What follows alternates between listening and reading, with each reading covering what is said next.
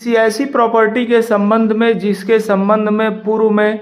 किसी व्यक्ति द्वारा न्यायालय को धोखे में रख करके कोई नामांतरण आदेश पारित करवा लिया गया हो, या तथ्यों के विपरीत कोई नामांतरण आदेश किसी व्यक्ति द्वारा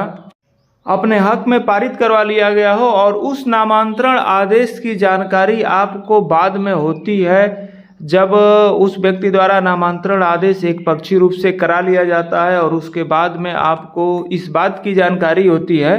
कि उस व्यक्ति द्वारा गलत तथ्यों के आधार पर आपकी प्रॉपर्टी पर कोई नामांतरण आदेश पारित करवा लिया गया है,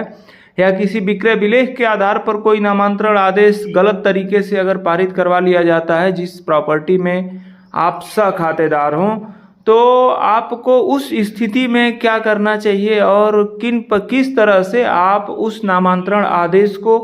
निरस्त कराएं और आपको प्राथमिक तौर पर क्या करना चाहिए,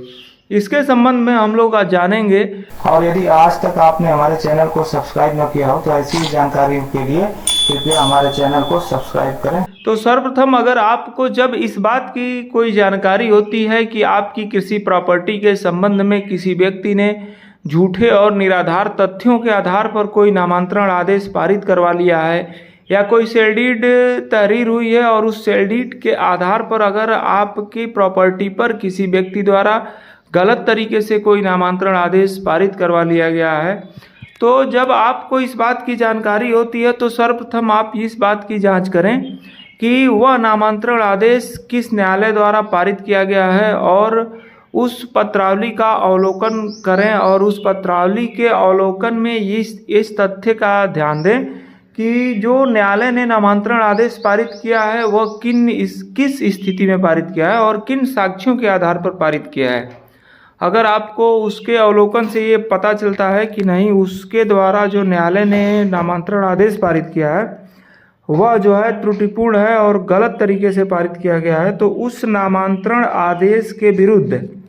अगर वह नामांतरण आदेश दफ़ा 34 LR एक्ट में यानी भू राजस्व अधिनियम में पारित किया गया है, तो आप दफ़ा 34 भू राजस्व अधिनियम के अंतर्गत पारित नामांतरण आदेश के विरुद्ध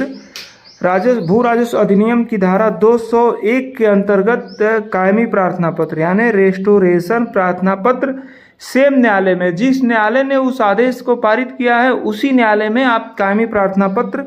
दाखिल करें और उन तथ्यों को न्यायालय को अवगत कराएं कि इन तथ्यों को छुपा करके ये नामांतरण आदेश गलत तरीके से पारित करवा लिया गया है। देखा जाता है कि कुछ लोग अगर कोई ऐसा नामांतरण आदेश है तो उसके खिलाफ अपील दाखिल कर देते हैं, लेकिन अगर एक पक्षी रूप से कोई नामांतरण आदेश पारित है तो उसके विरुद्ध अपील लाई नहीं करेगी या उसके विरुद्ध कोई निगरानी भी नहीं लाई करती है। इसके संबंध में विधि व्यवस्था में बताऊं तो भोगीराम बनाम सितारा देवी के मामले में 2013 RLT पेज 67 में माननीय बोर्ड ऑफ रेवेन्यू ने कहा है कि अगर एक पक्षी नामांतरण आदेश कोई पारित किया गया है, यानी एक पक्षी नामांतरण आदेश कोई पारित किया गया है, तो उसके विरुद्ध कोई निगरानी दाखिल नहीं की जा सकती। और इसी प्रकार जो है एक विधि व्यवस्था और है जिसको मैं बताऊं, पूर्वांचल सहकारी समिति बनाम नूरजहां के मामले में 2010 RLT पेज 149 में ये कहा गया कि अगर एक पक्षी रूप से कोई नामांतरण आदेश पारित किया गया है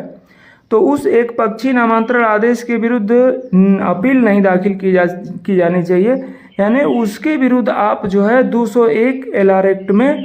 कायमी प्रार्थना पत्र सक्षम न्यायालय के समक्ष प्रस्तुत करेंगे। और यदि आपने अगर दफ़ा 34 राजस्व संहिता के अंतर्गत कोई आदेश अगर एक पक्षी रूप से नामांतरण का पारित हुआ है तो आप 209 ज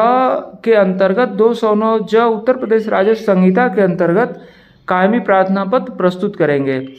और जिन कार्रवाइयों का हवाला जिनके निस्तारण के संबंध में समय सीमा नहीं दी गई है राजस्व संहिता में, उसके लिए परिषद के जो शासनादेश हैं उसमें हमारे पूर्व के वीडियो में जानकारी दी गई है कि उसके निस्तारण की भी समय सीमा माननीय परिषद द्वारा तय की गई है। उस समय सीमा के अंतर्गत आप उस कार्रवाई को निस्तारित करा सकते हैं। तो साथियों, अगर आपके साथ भी कोई ऐसा वाकया है और कोई नामांतरण आदेश एक पक्षी रूप से किसी व्यक्ति ने करवा लिया है, गलत तथ्यों के आधार पर करवा लिया है, और उस नामांतरण आदेश से आपकी कोई क्षति है तो आप उस नामांतरण आदेश के विरुद्ध कायमी प्रार्थना पत्र दे सकते हैं और दे करके जो गलत आदेश आपके विरुद्ध पारित हुआ है दफ़ा 34 में, उस आदेश को आप उसके आधार पर निरस्त करा सकते हैं पुनर्स्थापन प्रार्थना पत्र प्रस्तुत करके। तो साथियों, अगर आपके विरुद्ध भी कोई ऐसा आदेश हो तो आप उसके खिलाफ सेम न्यायालय में जा कर के पुनर्स्थापन प्रार्थना पत्र दे करके उस न्यायालय से उस एक पक्षीय आदेश को निरस्त कराकर उपचार प्राप्त कर सकते हैं।